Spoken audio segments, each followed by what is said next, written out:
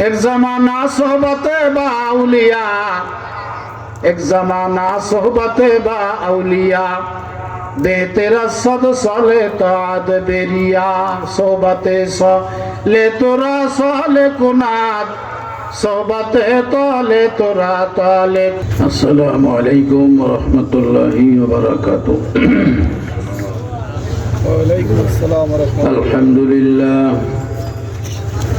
अल्हम्दुलिल्लाह नहमदुहु व नस्तईनुहु व नस्तगफिरुहु व नु'मिनु बिही व नतवक्कलु अलैहि व नऊज़ु बिल्लाहि मिन शुरूरि अनफुसिना व मिन सय्यिआति अअमालिना। من يهده الله فلا مضل له ومن يضلله فلا هادي له ونشهد أن لا إله إلا الله وحده لا شريك له ونشهد أن سيدنا وسندنا وحبيبنا ومولانا محمدا عبده ورسوله أرسله بالحق بشيرا ونذيرا وداعيا إلى الله بإذنه وسراجا منيرا. أما بعد فأعوذ بالله من الشيطان الرجيم. بسم الله الرحمن الرحيم.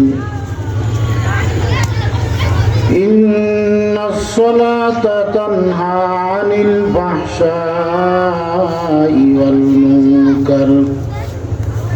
وقال تعالى في موضع آخر: أقم الصلاة طرفي النهار وزلفا من الليل إن الحسنات يذهبن السيئات ذلك ذكرى للذاكرين.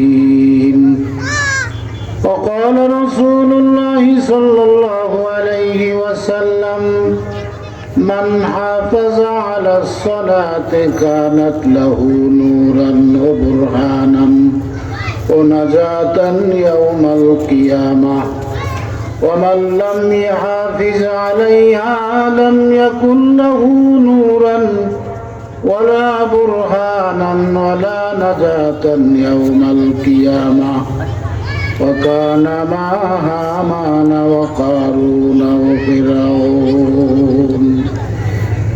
إن الله وملائكته يصلون على النبي يا أيها الذين آمنوا صلوا عليه وسلموا تسليما. আমরা দুরূদ শরীফ পড়ি। আল্লাহুম্মা সাল্লি আলা মুহাম্মাদিন ওয়া আলা আলি মুহাম্মাদ কামা সাল্লাইতা আলা ইব্রাহিম ওয়া আলা আলি ইব্রাহিম ইন্নাকা হামিদুম মাজিদ। আল্লাহুম্মা বারিক আলা মুহাম্মাদিন ওয়া আলা আলি মুহাম্মাদ কামা বারাকতা আলা ইব্রাহিম وعلى آل إبراهيم إنك حميد مجيد. بلغ العلا بكماله كشف الدجى بجماله حسنت جميع خصاله صلوا عليه وآله. जगना है जागले अफलाक की साया तले हशर तक सोना पड़ेगा कब्र की साया तले. बलगल औला बिकमालिही कशफत दुजा बिजमालिही हसनत जमीउ खिसालिही صلوا عليه وآله আলহামদুলিল্লাহ জামিয়া আশরাফিয়া কাসিমুল উলুম মাদ্রাসা ও এতিমখানার উদ্যোগে 12তম বার্ষিক ওয়াজ ও দোয়া মাহফিলের সম্মানিত সভাপতি দিগার হযরত উলামায়ে কিরাম, মঞ্চের সামনে উপবিষ্ট দিনদার মুসলমান ভাইরা, পর্দার আড়ালে অবস্থানরত শ্রদ্ধেয় মা ও বোনেরা, আল্লাহ সুবহানাহু ওয়া তাআলার শাহী দরবারে লাখো কোটি শুকর, যিনি ওই মালিক আমাদেরকে অত্যন্ত দয়া করে মায়া করে সামায়িক বেহেশতের বাগানে কিছু সময়ের জন্য বসার জন্য আসার জন্য তৌফিক দান করেছেন। এই জন্য আমরা সকলে আল্লাহ পাকের শুকর আদায় করি, বলি আলহামদুলিল্লাহ। যেখানে কোরআন হাদিসের আলোচনা হয় ওই জায়গাটা সাময়িক সময়ের জন্য বেহেশতের বাগান, হাদিস শরীফের মধ্যে আসছে। যেখানে কিছু সংখ্যক মানুষ একত্র হয়, আল্লাহর গুণকীর্তন আলোচনা করে, শ্রবণ করে, শোনে, ওইখানে রহমতের একদল ফেরেশতা ওই জায়গাটাকে বেষ্টন করবে। আল্লাহ এবং ওইখানে আল্লাহর অগণিত রহমত বর্ষণ হয়। যখন এই মাজমা সমাপ্ত হয়ে যায়, শেষ হয়ে যায়, আল্লাহ তো ভালো করেই জানেন, দেখেন, কথা ঠিক কিনা?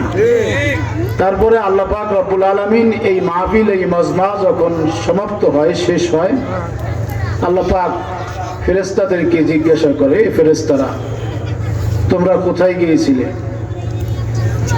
তখন ফেরেশতারা বলে যে আল্লাহ 14 নং ওয়ার্ড এরকম জামিয়া আশরাফিয়া কাসিমুল উলুম মাদ্রাসার বার্ষিক মাহফিলে ওখানে গিয়েছিলাম।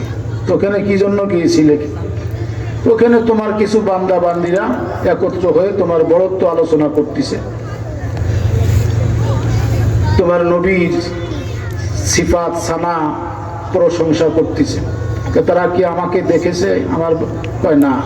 এই জন্য তারা আসছে? কয় তোমার যে ভয়াবহ জাহান্নাম তৈরি করছো, এই ভয়াবহ জাহান্নাম থেকে তারা মুক্তি চায়, মুক্তি কামনা করে, তোমার জান্নাতে যাওয়ার আশা আকাঙ্ক্ষা করে।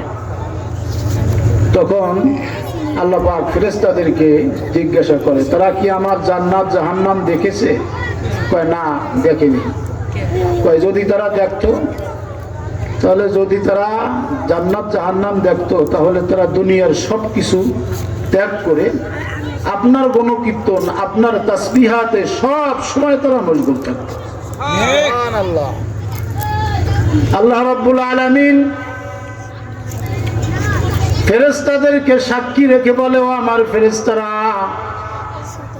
তোমরা সাক্ষী থাকো, আমার ফেরেশতারা, আমার যেই বান্দারা, আমার যেই বান্দিরা ওই যে কাসিমুল উলুম মাদ্রাসার বার্ষিক মাহফিলে ওখানে যারা উপস্থিত হয়েছে, এ ফেরেশতারা তোমরা সাক্ষী থাকো, আমার ওই বান্দা, আমার ওই বান্দির জীবনের সব গুনাহ মাফ করে দিলাম। সুবহানাল্লাহ।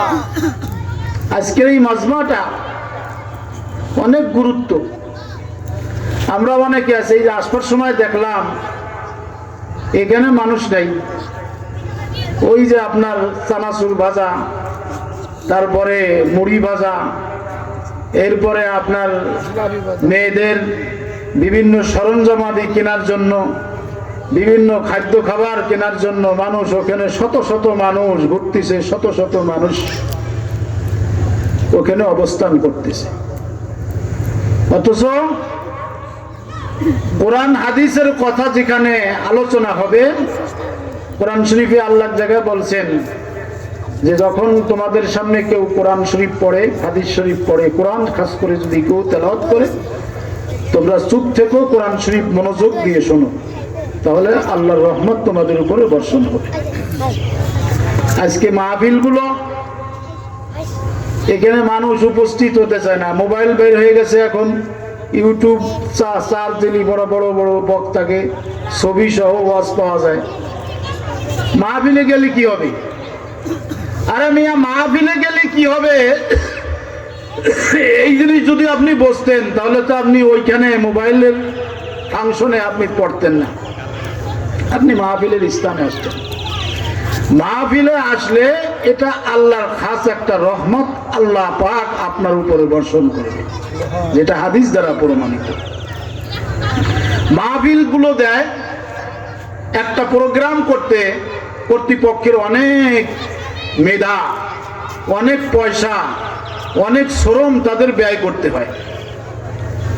কিছু মাদ্রাসার ফায়দাও হয়, আর মেন মাকসাদ উদ্দেশ্য হলো মহল্লাবাসী, গ্রামবাসী, এলাকার মানুষ যাতে কিছু দিন ইসলাম তারা শিখতে পারে, কিছু আত্মার খোরাক তারা এখান থেকে গ্রহণ করতে পারে। আত্মার খোরাক এটা মাহফিলগুলো, এটা আমাদের আত্মার একটা খোরাক হয়।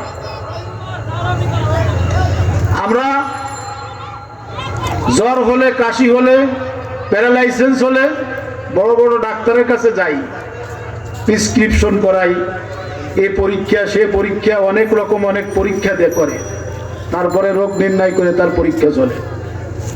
আমার মুসলমান ভাইরা বোনেরা, আমরা মুসলমান, আমরা মুসলমানের আমাদের কিছু আমাদের জানা নাই, বোঝা নাই। মুসলমান হতে গেলে কি প্রয়োজন, মুসলমান কাকে বলে, মুসলমানের কি জিনিসের দরকার, একজন আল্লাহওয়ালা হতে গেলে তার কতটুক ভিতরে ইসলাম থাকা দরকার, এটাও মুসলমান জানে না, বোঝে না। এটা বোঝার জন্য চিন্তাও করে না, ফিকিরও করে না, ওই সমস্ত মাজমায়, ওই সমস্ত মজলিসে তারা আসেও না। পেটে ব্যথা হলে বড় স্যালাইন লাগাও, স্যালাইন খাইতে হবে, এটা করতে হবে, সেটা করতে হবে। আমি মুসলমান, আমার ভিতরে অহংকারে ভরা, আমি মুসলমান, আমার ভিতরে দিমাগ ভরা, আমি মুসলমান, আমার ভিতরে নামাজ নাই, আমি মুসলমান, আমার ভিতরে রোজা নাই, আমি মুসলমান, আমার ভিতরে সুদ আছে, ঘুষ আছে, জিনা আছে, বেবিচারি আছে, যত রকম বেহায়াপনা সব আমার মধ্যে আছে, অথচ আমি একজন মুসলমান। আমি কুরবানি দিচ্ছি, আমি জুমার দিন হলি পড়া সামনের কাতারে আমি যাইতেছি, আমি হজ করতেছি, অথচ আমার নিজের ভিতর ঠিক না। 14 বার উমরা করতেছি, উমরা করে এসে বড় হজ করে এসে নামাজও পড়ি না, সুদের সাথে জড়িত, ঘুষের সাথে জড়িত, মিথ্যা কথার সাথে জড়িত। বলে যে আমি যে একজন মানুষ, আমি একজন মুসলমান, আমার মুসলমানিত্ব ভিতরে কিছুই প্রবেশ করিনি। এই জন্য আমাদের নবী রাসূল আরবি সাল্লাল্লাহু আলাইহি ওয়াসাল্লাম তিনি বলেছেন, আলা ইন্না ফিল জাসাদি লামুযগাতান ইযা সালুহাত সালুহাল জাসাদু কুল্লুহু ওয়া ইযা ফাসাদাত ফাসাদাল জাসাদু কুল্লুহু আলা ওয়া হিয়াল কলব। নবী করিম সাল্লাল্লাহু আলাইহি ওয়াসাল্লাম বলেন, সাবধান, নিশ্চয়ই প্রতিটা মানুষের কলবের ভিতরে, শরীরের ভিতরে একটা গোস্তের টুকরা আছে।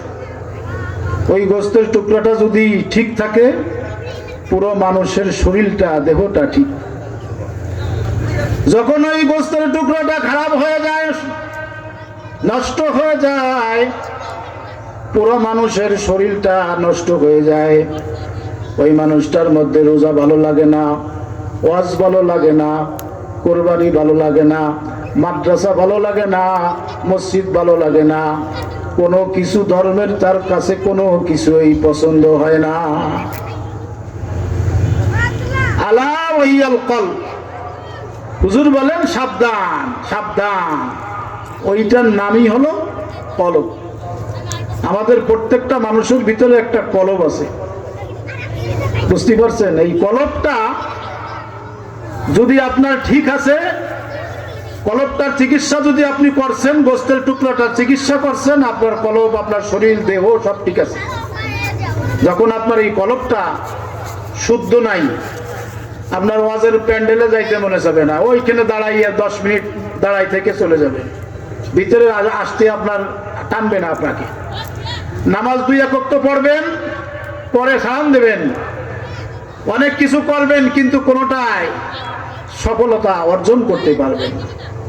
এজন্য মুসলমান এই কলবটাকে ঠিক করতে হলে আল্লাহ ওয়ালার সোহবত, বুজুর্গানে দ্বীনের সোহবত, ওয়াজ মাহফিলের সোহবত, ওয়াজ মাহফিলে আসা, মাদ্রাসার সাথে সম্পর্ক রাখা, আলেম ওলামাদের সাথে সম্পর্ক রাখা, এটা প্রত্যেকটা মুসলমানের জন্য জরুরি।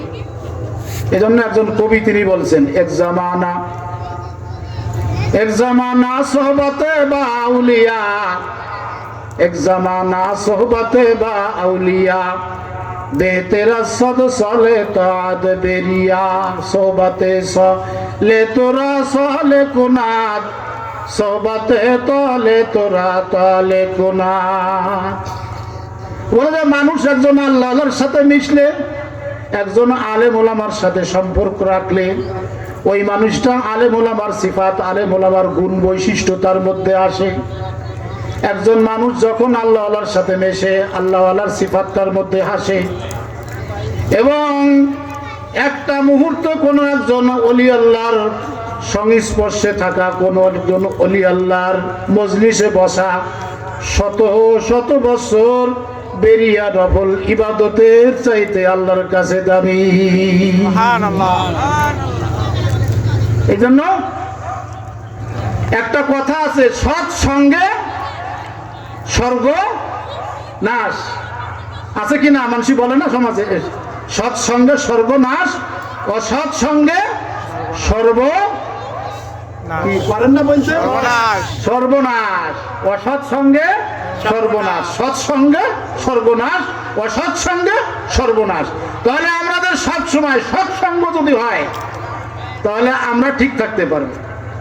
আমরা ওয়াজের প্যান্ডেল থেকে আমরা যাত্রার প্যান্ডেলে যাব, ওই যাত্রার প্যান্ডেলে যাওয়ার পরে ওয়াজ যে শুনেছি, ওয়াজ নসিহত যে কানের ভিতরে নিছি, ওয়াজ নসিহত যতটুকু মুখস্থ করেছি, ওই যাত্রার প্যান্ডেলে যাওয়ার পরে আর কিছুই মনে থাকবে না।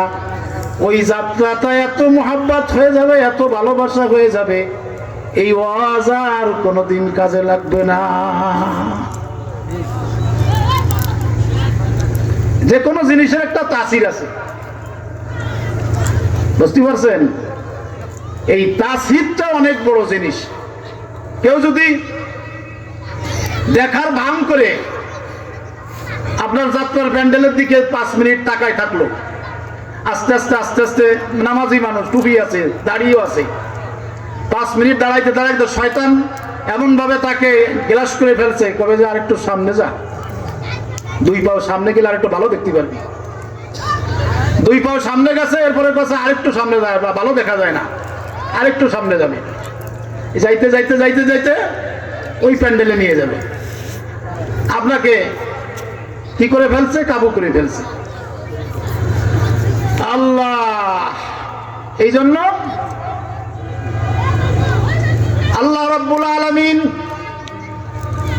পবিত্র কোরআনুল কারীমের মধ্যে কথাটা বলেছেন, আলা বিজিকিরিল্লাহি তাতমাইন্নুল কুলুব। সাবধান, সাবধান, মুমিন বান্দার আত্মার শান্তি হলো আল্লাহর জিকির। লা ইলাহা ইল্লাল্লাহ, লা ইলাহা ইল্লাল্লাহ, জোরে জোরে লা ইলাহা ইল্লাল্লাহ, লা ইলাহা ইল্লাল্লাহ, লা ইলাহা ইল্লাল্লাহ, লা ইলাহা ইল্লাল্লাহ, লা ইলাহা ইল্লাল্লাহু মুহাম্মাদুর রাসূলুল্লাহ সাল্লাল্লাহু আলাইহি ওয়াসাল্লাম। আল্লাহ রাব্বুল আলামিন তিনি আমাদেরকে অত্যন্ত মহব্বত করে, ভালোবেসে আমাদেরকে বানাইছেন। আমাদেরকে বানায় ক্ষান্ত করেন নেই, আমাদেরকে এরপরে মুসলমান বানাইছেন। মুসলমান বানানোর পরে আমাদেরকে শ্রেষ্ঠ একটা ধর্ম, যেটার নাম কি? ইসলাম।